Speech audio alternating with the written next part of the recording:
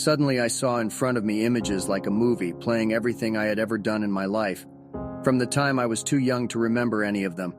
I was shown times I had stolen a radish from a field because I was hungry, when I swore at someone, when I spat on the ground and hit my younger siblings, etc.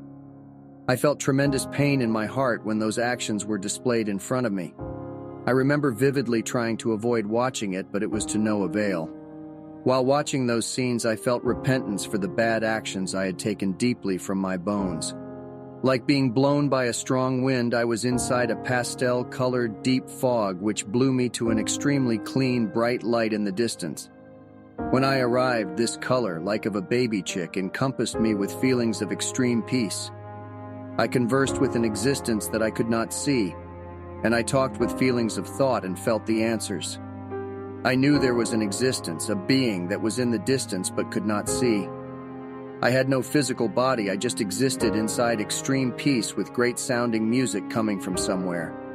Suddenly I remembered my siblings and thought of wanting to see them. As soon as I thought this, I was with my siblings in our hut, and while looking at their faces, I felt nothing.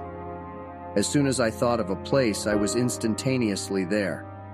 While listening to the stories inside the bright light, I felt and realized that it was love. I saw overwhelming lights of fireworks in the darkness outside a window. I wanted to go and see it, so I struggled off the bed I was lying on and fell to the floor. My body felt limp, like it had no bones, and I couldn't make any sounds to ask for help. I don't know how long I was on the cold floor, but someone laid me back facing up. It was then that I was told that I returned from the morgue. When I was discharged from the hospital, I was known as the child that died and came back to life. So the hospital deputy director and the nurses all came out and sent me off.